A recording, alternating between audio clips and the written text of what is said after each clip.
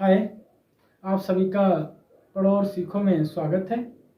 मेरा ये भरोसा है कि आप सभी लोगों ने जो मेरी पिछली क्लास थी उसको आप सभी लोगों ने देख ली होगी, क्योंकि जो मैंने इसकी बैक क्लास कराई थी उसमें मैंने आपको जो बेसिक होता है इसका कहाँ यूज़ होता है और क्यों हम इसका प्रयोग करते हैं, वो सारी बातें मैंने आपको उस वाली क्लास में बता रखी हैं। तो इसलिए इम्पोर्टेंट है वो क्लास आपके लिए कि उसमें दैनिक जीवन में हम कहाँ कहाँ इसका यूज़ करते हैं वो भी मैंने आपको बता रखा है। इसलिए बेहतर होगा कि आप उस क्लास को जरूर देख कर आएँ, फिर इस क्लास को देखें तो आपके लिए बेहतर होगा। मेरा मानना ये है कि जो कल मैंने आपको 3 नियम बताए थे, दो से किस संख्या को किस प्रकार काटते हैं, फिर मैंने आपको 4 से बताया था, फिर मैंने आपको 8 से भी बताया था। और उसी प्रोसेस से जिस प्रोसेस से हम 2 का 4 का और 8 का नियम देखते हैं, उसी प्रोसेस आप 16 का देखें तब भी आपको समझ में आ जाएगा। तो हम कह सकते हैं कल मैंने 2 की बात कर ली थी, 4 की बात कर ली थी, 8 की बात कर ली थी और उसके साथ साथ 3 की भी बात करी थी। फिर मैंने आपको 4-5 क्वेश्चन दिए थे कि आप उन क्वेश्चनों को जरूर घर पे करें, और नहीं होते हैं तो आप बस करें क्या, कमेंट में लिख कर भेज दें कि ये सवाल नहीं हो रहा, हम दोबारा उस सवाल को करा देंगे। तो हम जो आज देखने वाले हैं वो 5 का नियम देखने वाले कि कौन सी संख्या 5 से विभाजित हो जाती है। तो सबसे पहले आप इसका नियम देखें। नियम क्या कहता है? नियम ये बोल रहा है, यदि किसी संख्या का जैसे ये संख्या, ये संख्या, ये संख्या और ये संख्या, यदि किसी संख्या का इकाई का अंक, तो आप देखें सबसे इंपॉर्टेंट जो बात है वो ये है, इकाई का अंक। तो आप देखें यहाँ पर इकाई का अंक, इकाई का अंक, इकाई का अंक और इकाई का अंक। इकाई का अंक आपको अगर 0 मिल जाता है, क्या मिल जाता है? 0, या तो फिर आपको 5 मिल जाता है, तो वह संख्या 5 से विभाजित होगी। ये 100% बात सत्य है। अगर आपको कोई भी बड़ी से बड़ी संख्या मिलती है, चाहे छोटी से छोटी संख्या मिल जाए, अगर उसका इकाई का अंक आपको 0 दिखाई दे या तो फिर 5 दिखाई दे, तो आप आंखों को नीचे और डायरेक्ट टिक दें, तो वही आपका आंसर क्या होगा? सही होगा। हम यहाँ चेक कर लेते हैं कि आपको पहले मैंने 0 दिया, यहाँ 1 दिया, यहाँ 0 दिया, यहाँ आपको 5 दिया। हो सकता है दूसरी संख्या हम बड़ी ले लेते हैं और उसमें अलग से कोई संख्या डाल लेते हैं, 7, एक दूसरी संख्या ले लेते हैं, ये इस प्रकार से एक और तीसरी संख्या ले लेते हैं। चलो हम और कई प्रकार की संख्याएं ले लेते हैं। आप देखेंगे यहाँ पर हमने बहुत सी संख्या ले रखी हैं। हम चेक करेंगे कि वाकई ये बात क्या सत्य है कि जो संख्या में इकाई का अंक 0 और 5 के अलावा मुझे कुछ भी मिल जाता है तो वो संख्या 5 से विभाजित नहीं होती है। अगर मुझे 0 और 5 मिल जाए तो वो संख्या 5 से विभाजित होती है। हम चेक कर लेते हैं इस नियम को कि क्या ये नियम वाकई जो हमको बता रहा है वो सत्य है या असत्य है। हम चेक करते हैं। यहाँ पर आप देखेंगे लास्ट में इकाई का अंक 0 है, तो आप चेक करके देखेंगे 5 तियां 15, यहाँ बचा 3, 5 छक्का 30, यहाँ बचा 3, 5 छक्का 30। तो हम कह सकते हैं इसमें तो मेरा जो नियम था वो सत्य बैठ गया। ये कह रहा है कि अगर इकाई का अंक आपको 0 मिल जाए तो वो संख्या 5 से पूर्णतः विभाजित होगी। तो आप देख सकते हैं यहाँ पर ये संख्या पूर्णतः विभाजित हो गई। हम यहाँ पर चेक करते हैं भाई, क्योंकि इसने जो बताया कि 0 या 5 हो, केवल 0 या तो फिर 5 हो, इसके अलावा अगर कुछ भी आपको इकाई का अंक मिलता है तो संख्या 5 से विभाजित नहीं होगी। हम यहाँ पर चेक करके देख लेते हैं। आप देखेंगे यहाँ पर 1 है, तो हम इसे चेक करके देखेंगे 5 छक्का 30, सॉरी 5 तियां, आप देखेंगे 5 तियां 15, बचा 3, 5 छक्का 30, बचा 3, इधर 5 छक्का 30। आप देखेंगे एक शेषफल बच गया, तो हम 0 फिर लगभग 366.2 आएगा। बल्कि विभाजित का मतलब ये होता है पूर्ण संख्या कट जाए, मतलब जो भी उस संख्या से हम अगर भाग देते हैं तो पूर्ण संख्या बने। तो आप देखेंगे यहाँ पर पॉइंट के बाद 2 आ गया, तो हम कह सकते हैं इसका मतलब सही है कि कोई भी संख्या के अंत में या इकाई के अंत में अगर मुझे 0, 5 के अलावा कुछ भी मिलता है तो वो संख्या 100% विभाजित 5 से नहीं होगी। तो ना तो संख्या ये विभाजित होगी 5 से, ना तो संख्या विभाजित ये होगी 5 से, ना तो संख्या 5 से विभाजित ये होगी, और ना तो संख्या विभाजित ये होगी। हम कह सकते हैं जो संख्या हमारे पास विभाजित होगी वो ये होगी और ये होगी। ये 100% सत्य है कि ये वाली संख्या और ये वाली संख्या, जितनी भी इकाई के अंक में आपको 0 या 5 मिल जाता है तो वो संख्या 5 से विभाजित हो जाएगी। और आपको डाउट लगता है पता नहीं ये क्वेश्चन सही होंगे या नहीं होंगे, तो आप इन क्वेश्चनों को अपने आप स्वयं कर लें, पता लग जाएगा कि हाँ ये सही है या फिर गलत है। तो आप इनको चेक करके जरूर देखें, क्योंकि जब तक आप चेक नहीं करेंगे तब तक आपको मैथ नहीं आएगा। क्योंकि मैथ आने के लिए आपको सबसे बड़ी बात यह है कि आप प्रैक्टिस बहुत तगड़ी करें। तो आप इन पर प्रैक्टिस कर सकते हैं कि हाँ क्या जो बताया मैंने वो सही है, तो फिर गलत है आप चेक भी कर सकते हैं। अब आप जो क्वेश्चन 3-4 ये उदाहरण है ये उतार लें आप, और हम ये देखते हैं कि कौन सी संख्या 6 से विभाजित होती है या फिर नहीं होती है, उसका क्या नियम है। आप देखें बोर्ड की तरफ। तो ये रहा आपका 6 का विभाज्यता का नियम कि कौन सी संख्या 6 से विभाजित होगी या फिर नहीं होगी। आप इसका नियम देखेंगे तो लिखा ये है, ऐसी संख्या जो 2 और 3 से विभाजित हो वे संख्याएं 6 से विभाजित होंगी। इसका मतलब साफ साफ ये है कि आप ये देखेंगे 6 से ऐसी कौन सी संख्या है जो विभाजित हो जाती है, तो उसमें ऐसी संख्या आप ढूंढ लें जो 2 से विभाजित होती हो और 3 से भी विभाजित होती हो। आप देखेंगे यहाँ पर 2 और 3, इसका मतलब साफ है अगर जब आप 6 का गुणनखंड करेंगे तो हम कह सकते हैं 6 को अगर लिखना चाहें तो 2 गुणा 3, तो आप कह सकते हैं कि जो 6 अगर मिलकर बना है तो हम कह सकते हैं 2 गुणा 3 से मिलकर बना है। इसलिए हम आपसे कहना चाहते हैं कि अगर आपको 6 से देखना है तो आप सबसे पहले करें कुछ भी नहीं, सबसे पहले ये देखें कौन संख्या 2 से विभाजित होती है, और 2 से विभाजित कौन सी संख्या होती है हम आपको कल बता चुके हैं। और हम इसके साथ साथ ये भी आपको बता चुके हैं कि कौन सी संख्या 3 से विभाजित होती है। हम कह सकते हैं कि जो संख्या 2 से विभाजित हो जाए, 3 से विभाजित हो जाए, 100% वो संख्या 6 से विभाजित हो जाएगी। तो हम सबसे पहले ये चेक करते हैं 18, बड़ी संख्या नहीं ले रहे हैं, सबसे पहले हम 18 चेक करके देख लेते हैं कि ये संख्या विभाजित होगी 6 से या फिर नहीं होगी। तो 6 से विभाजित होने के लिए इसे नियम लगाना होगा 2 का और 3 का। तो आप देखेंगे कि इकाई का अंक मुझे 8 मिल गया, क्योंकि मैंने आपको कल वाली क्लास में बताया था कि अगर आपको 2 से संख्या कौन सी विभाजित होगी या फिर नहीं होगी, मैंने आपको बताया था कि आप उसका इकाई का अंक देख लें 0, फिर आप देख लें 2, फिर आप देख लें 4, फिर आप देख लें 6, फिर आप देख लें 8। 3 का मैंने आपको बताया था कि आप उस संख्या के अंकों का योग कर लें, फिर उसको 3 से भाग दे दें। अगर वो पूर्णतः भाग चली जाती है संख्या को, तो हम कह सकते हैं वो संख्या 3 से विभाजित हो जाएगी। तो आप देखेंगे यहाँ पर 8 मिल गए, तो ये 2 से विभाजित है। अब मुझे 3 से चेक करना है, तो 3 से चेक करने के लिए मुझे इस संख्या के अंकों का योग देखना है। तो आप देखेंगे 8 और 1 9, और 9 जो है वो 3 से भाग हो जाएगा। तो हम कह सकते हैं कि ये संख्या भी किससे विभाजित हो जाएगी, 3 से। तो हम कह सकते हैं कि जो संख्या 3 से विभाजित हो और 2 से विभाजित हो तो वो संख्या 100% 6 से विभाजित होगी। तो 6 3 18, तो हम कह सकते हैं आप देख लें कि 6 3 18, तो 6 से विभाजित ये संख्या हो गई। हम बड़ी संख्या लेते हैं, जैसे 216। 216 मैंने ले ले, हम चेक करके ये देख लेते हैं। तो हम चेक करके ये देखते हैं कि ये वास्तव में 6 से विभाजित होगी या फिर नहीं होगी। तो मैंने आपको अभी बताया कि आप सबसे पहले 2 का नियम लगा के देख लें और 3 का। 2 का मैंने देखा, इकाई का अंक मुझे 6 मिल गया, 2 से विभाजित है ये। अब 3 से चेक कर लेते हैं, 6 1 7, 7 और 2 9, तो 3 के पहाड़े में 3 9 फंसते हैं। तो हम कह सकते हैं कि 3 से विभाजित है, इसलिए ये संख्या 6 से भी विभाजित होगी। अब देखना चाहेंगे 6 3 18, और यहाँ पर आपके 3 बचे, तो 6 6 36। और जैसे मैंने आपको एक बड़ी सी संख्या मानकर चलते हैं दे दी, जैसे तो आप देखें बड़ी संख्या 7 8 3 2 4। यहाँ पर हम ये चेक करके देखते हैं कि क्या ये संख्या 6 से विभाजित होगी या फिर नहीं होगी। तो हम ये देख लेते हैं क्या ये संख्या 2 से होगी, तो मैंने देख लिया क्या करनी चाह रही है, ये संख्या 2 से होगी। अब 3 से मुझे क्या करना है, 3 से इन सभी अंकों का मुझे योग करना है। योग करना क्या है, अगर आपको योग करना नहीं आता है, जैसे मानकर चलते हैं कि आप ये सोच रहे हैं कोई दूसरा मेथड मुझे बताओ जो 3 से योग करना ना पड़े, तो हम देख सकते हैं। आप यहाँ देखें, जब 3 का पहाड़ा पढ़ें, आप ये वाला 3 का पहाड़ा पढ़ें और 3 के पहाड़े पढ़ने के बाद वो कितना अंक बच जाता है उसे आप देख लें। तो आप यहाँ पर देखेंगे 3 2 नीचे 1 बच गया, तो आप यहाँ पर 1 लिख दें। 3 2 नीचे, यहाँ पर आपके 2 बचेंगे, यहाँ पर आपका कुछ भी नहीं बचेगा, यहाँ पे आपका सिर्फ 2 बचेगा, यहाँ पर आपका 1 बचेगा, तो 4 और 2 6। तो हम कह सकते हैं ये संख्या 100% किससे कटेगी, 3 से कट जाएगी। जो संख्या 3 से भी कट जाए और 2 से भी कट जाए वो संख्या 100% 6 से कट जाती है। तो आप चेक करके देख लें, ये 100% संख्या 6 से विभाजित होगी। हम चेक कर लेते हैं, एक और संख्या लेते हैं, जैसे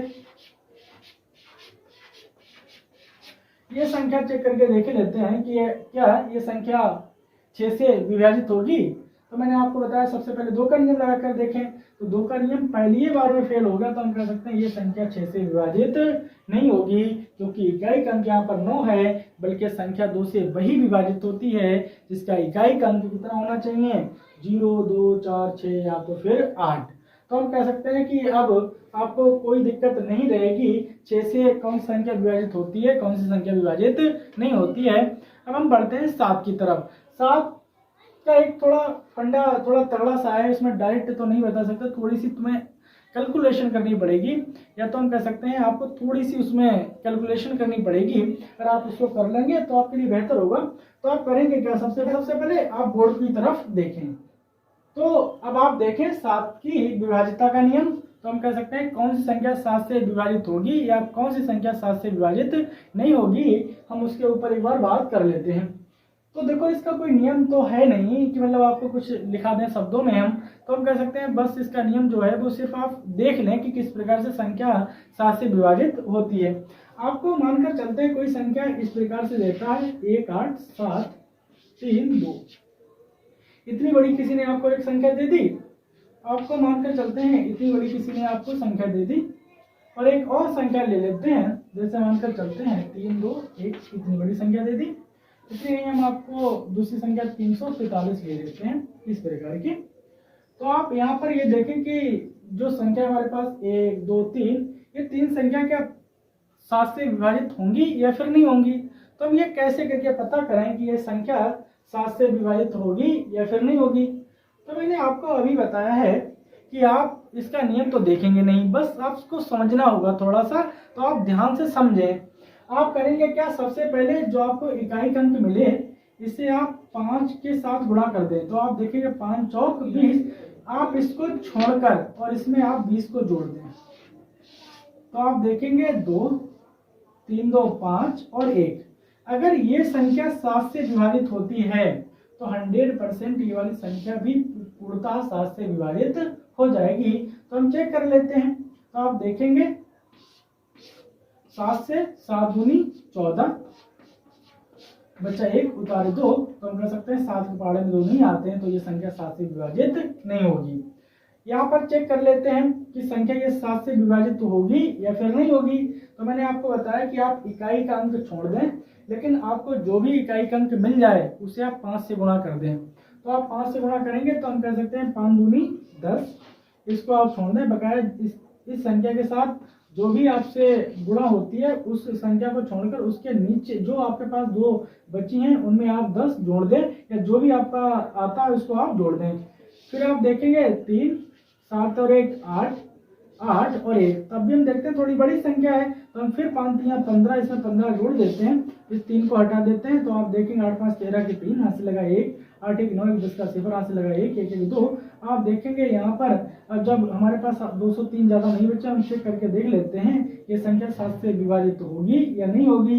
तो आप देखेंगे 7 दूनी 14, बचे हमारे पास 6 उतारे 3, 7 नेम 63, तो हम कह सकते हैं कि ये संख्या 100% 7 से विभाजित हो जाएगी। अब मैंने ये देख लिया कि ये 7 से विभाजित हो जाएगी, तो हम ये चेक कर लेते हैं कि वास्तव में ये वाली संख्या 7 से विभाजित होगी या फिर नहीं होगी। तो आप देख लें कि ये संख्या को किस प्रकार से देखते हैं। भाई मैंने शॉर्ट तो देख लिया कि किस प्रकार से मैंने देखा ये 7 से विभाजित हो जाएगी। अब मुझे ये देखना है कि ये संख्या वास्तव में जो नियम लगाया वो सही है तो फिर गलत है, तो आप चेक करें। सबसे पहले इसे 7 से भाग देंगे तो हम कह सकते हैं 7 दूनी 14, बचे 4, तो आप उतारेंगे यहाँ पर आपके हो जाएंगे 47, तो हम कह सकते हैं 7 छंग 42, आपके जो बच जाएंगे वो बच जाएंगे आपके इधर 5, तो आपके यहाँ 53, तो हम कह सकते हैं 7 7 49, आपके जो इस बार बच गए वो बच गए 4, तो हम कह सकते हैं फिर इधर हो गए आपके 42, तो हम कह सकते हैं 7 छंग 42। तो आप देख सकते हैं कि ये संख्या पूर्णतः 7 से विभाजित हो गई। तो आप यहाँ पर भी चेक करके देख सकते हैं कि ये संख्या 5 से मतलब 7 से विभाजित होगी या फिर नहीं होगी। तो मैंने आपको बताया कि ये वाली जो संख्या है ना, आप ये चेक करके देख लें कि ये वाली जो संख्या आपके पास, इसको 5 से गुणा करेंगे तो 5 या 15, इसमें आप जोड़ दें तो आप देखेंगे 5 4 9 और 3 और 1 4। अब आप देखें इस संख्या 49, तो हम कह सकते हैं 49 तो वैसे भी 7 का वर्ग है, तो 7 7 49, ये पूर्णतः कट गई, तो हम कह सकते हैं ये संख्या भी 7 से विभाजित हो जाएगी। तो मैंने आपको बताया है कि अगर आपको कोई भी संख्या मिल जाती है तो आप इकाई का अंक देखें और उसकी 5 से गुणा कर दें, वो अंक छोड़ दें, उसके बराबर वाले में वो जो आपके पास गुणा करके आता है उसे आप जोड़ दें। फिर आपके पास जोड़ने के बाद जो संख्या आपके पास एक न्यू बन गई है, जो नई संख्या आपके पास बन गई, उसे आप 7 से डिवाइड करके देख लें या भाग करके देख लें। अगर आपका शेषफल 0 आता तो आप ये मानकर चलें वो संख्या पूर्णतः 7 से विभाजित हो जाएगी। हम इसके साथ साथ 2 4 एग्जाम्पल और लेते हैं। जैसे मैंने आपको 8 3 2 4 और 3 ले लेते हैं, तो आप देखेंगे ये संख्या 7 से विभाजित होगी या फिर नहीं होगी। तो आप करें क्या, इससे देखें आप 3 तो इकाई का अंक मिल गया आपको 3, या 3 मिले, 4 मिले, 5 मिले, 8 मिले, 10 मिले, कुछ भी मिल सकता है आपको। तो आप इसकी 5 से गुणा करा दें। मतलब कहने का मतलब ये है कि आप इकाई के अंक की गुणा 5 के साथ कराएं, वो कुछ भी हो सकता है इकाई का अंक। तो आप 5 के साथ कराएंगे तो 5 3 15, फिर आप इसमें जोड़ दें, जोड़ेंगे तो हम कह सकते हैं 5 4 9, 2 और 1 3, 3 के 3, 8 के 8। अब आप देखेंगे अभी बहुत बड़ी संख्या है, मुझे नहीं पता लग रहा है कि ये संख्या 7 से विभाजित होगी या फिर नहीं होगी। तो आप करें क्या, फिर 5 की गुणा इकाई के अंक के साथ कराएंगे, तो 5 9 45, तो आप 45 को जोड़ दें तो हम कह सकते हैं 5 3 8, 4 3 7, 8 के 8। अभी आपको लगता है ये संख्या बड़ी है तो आप फिर 5 से इसकी गुणा करा दें, तो हम कह सकते हैं ये 40। तो आप देखेंगे यहाँ पर जोड़कर तो 8 7 मतलब 7 के साथ ही 7, 8 4 12 के 2, मतलब 8 4 12 के 12। तो हम कह सकते हैं अगर अब आप इसे 7 से विभाजित करके देखें, अगर ये संख्या 7 से विभाजित हो जाती है तो पूर्णतः ये संख्या 7 से विभाजित हो जाएगी। तो आप देखें 127 है हमारे पास, तो हम चेक कर लेते हैं। 7 एकम 7, बचे 5, उतारे 7, तो 57 7 के पाड़े नहीं आते हैं, तो हम कह सकते हैं ये संख्या 7 से विभाजित नहीं होगी। तो अब आप सीख चुके होंगे कि कौन संख्या 7 से विभाजित होती है या कौन सी संख्या 7 से विभाजित नहीं होती है। अब हम एक बार ये देख लेते हैं कि कौन सी संख्या 11 से विभाजित होगी या फिर नहीं होगी। तो आप बोर्ड की तरफ देखें कि कौन सी संख्या 11 से विभाजित हो जाएगी। तो अब आप देखें 11 की विभाज्यता, तो हम कह सकते हैं कि कौन संख्या 11 से कटेगी या कौन सी संख्या 11 से नहीं कटेगी। तो आप इसका नियम देखें, नियम क्या कहता है। नियम ये बोला किसी संख्या का सम और विषम स्थानों का योग, मतलब आप देखेंगे जैसे ये संख्या मैंने आपको दे दी,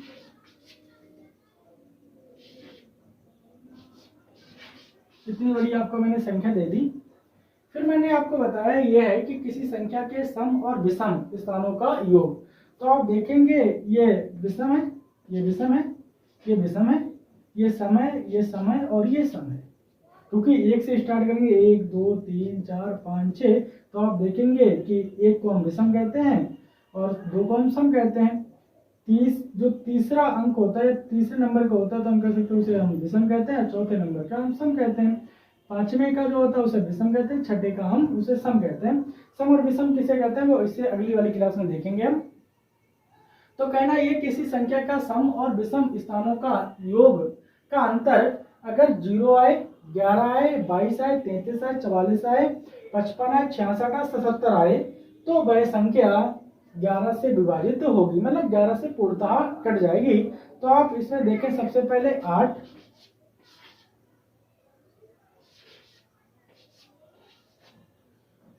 तो आप देखें ये वाली संख्या 11 से विभाजित होगी या फिर नहीं होगी। तो मैंने आपको बताया सम स्थानों का योग और विषम स्थानों का योग का अंतर, अगर इनमें से कुछ भी आ रहा है तो 100% वो संख्या 11 से विभाजित हो जाएगी। तो हम चेक करेंगे, पहले उस पर टिक लगा लेते हैं जो विषम स्थानों के हैं, और उस पर टिक लगा लेते हैं जो सम स्थानों के हैं। अब इनको चेक कर लें आप, तो 8 से 14, 14 और 7 21। अब आप सम स्थानों को देख लें, 7 8 15, 15 और 2 17। तो आप देखेंगे इसका अंतर जो आएगा वो 4 आएगा। तो हम कह सकते हैं ये संख्या जो मेरे पास दे रखी है ये 100% संख्या 11 से विभाजित नहीं होगी। हम कोई दूसरी संख्या ले लेते हैं, जैसे मानकर चलते हैं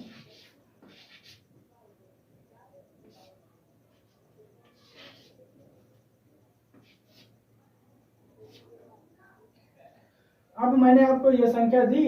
अब आप इसमें ये चेक करके देखें कि क्या ये संख्या 11 से विभाजित होगी या फिर नहीं होगी। तो आप करें क्या, इसमें आप सम स्थानों का योग और विषम स्थानों का योग का अंतर अगर 0 आता है, 11 आता है, 22 आता है, 33 आता है, तो 100% वो संख्या 11 से विभाजित हो जाएगी। तो हम चेक कर सकते हैं ये है विषम, ये है विषम, ये है विषम।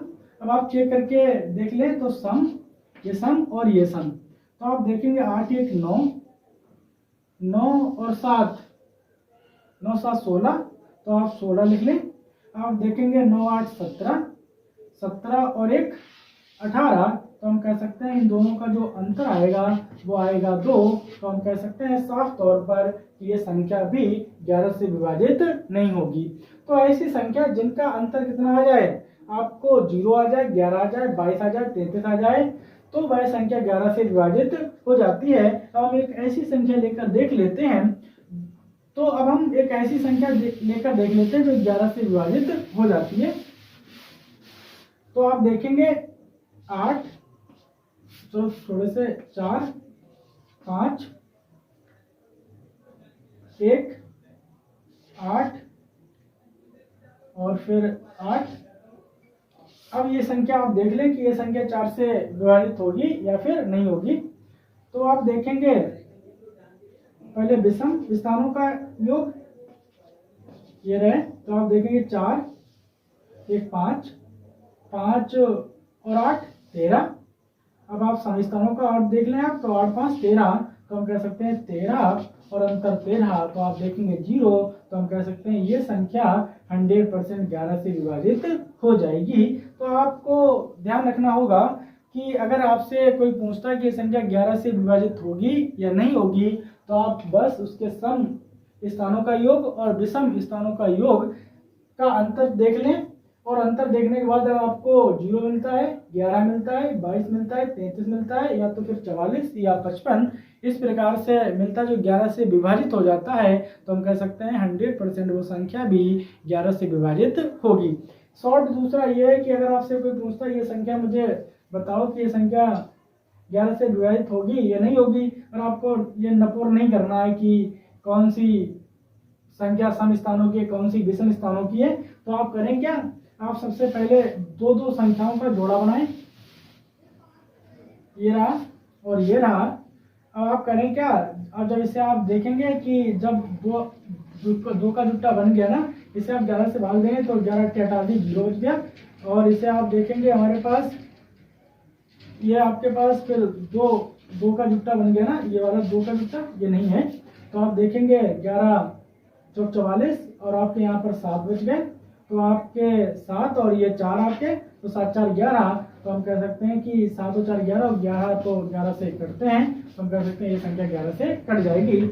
मतलब कहना ये है कि अगर आपसे कोई कहता है ये संख्या का दूसरा मेथड बताइए, तो आप कोई सी भी संख्या लें और आप 2 के जुट्टे बना लें, ये रहे 2 के जुट्टे, ये बच गया, फिर आप आपने 2 के जुट्टे बनाए उसे आप 11 से भाग दे लें, जो भी आपका शेषफल बचे आप उसे ऊपर लिख लें, और जो आपका जुट्टा नहीं बन पाया उसे आप जोड़ लें उसी में, फिर जोड़ने के बाद जो भी आपका आता है उसे 11 से विभाग दे दें, और ऐसा होता है कि उस भाग पूर्णतः चला जाता है, तो 100% वो संख्या आपकी 11 से विभाजित हो जाएगी। अब मेरा ये मानना है, ये भरोसा है कि आप लोगों ने जो आज नियम सीखे हैं वो आपने आज 5 का देखा है, आपने आज 7 का देखा है, और आपने आज एक 11 का देखा है। 9 का अगर आपको हम बताना चाहें तो डायरेक्टली आपको बता सकते हैं कि जो संख्या 3 से विभाजित होती हो, और 100% वो संख्या 9 से विभाजित होगी या फिर नहीं होगी ये 3 पर निर्भर नहीं करता है। उसके लिए मुझे ये देखना पड़ता है कि उसके अंकों का योग अगर 9 से पूर्णतः विभाजित हो जाता है तो वो संख्या 100% 9 से विभाजित हो जाएगी। तो हम कह सकते हैं कोई भी संख्या अगर 3 से विभाजित होती हो तो ये जरूरी नहीं कि वो संख्या 9 से विभाजित हो जाए। तो हम ये तो कह सकते हैं कि जो संख्या 9 से विभाजित होती होगी तो वो 100% संख्या 3 से विभाजित हो जाएगी। तो आपको ध्यान रखना होगा कि 9 से अगर किसी भी संख्या को आपको ये देखना कि विभाजित वो संख्या 9 से हो रही है या नहीं हो रही है, तो आप कोई भी संख्या लें, उस संख्या के अंकों का योग देखें। अगर वो अंकों का योग 9 से पूर्णतः विभाजित हो जाता है तो वो संख्या आपकी 100% 9 से विभाजित हो जाएगी। अब जो 10 का नियम क्या कहता है, तो 10 का नियम आपका ये कहता है अगर आपका इकाई का अंक आपको 0 मिल जाए, इकाई का अंक आपको 0 मिल जाए तो 100% वो संख्या पूर्णतः 10 से विभाजित हो जाएगी। तो मेरा ये भरोसा है कि जितने भी मैंने आपको नियम ये बताए हैं, ये पढ़ाए हैं, तो ये सब आपको पता लग गए होंगे। अब हम जो कल पढ़ने वाले हैं वो ये पढ़ेंगे गुणनखंड क्या होते हैं, कहाँ कहाँ उनका यूज होता है, किस प्रकार उनको हम पढ़ते हैं। तो आप इसी प्रकार से मेरे साथ बने रहिएगा।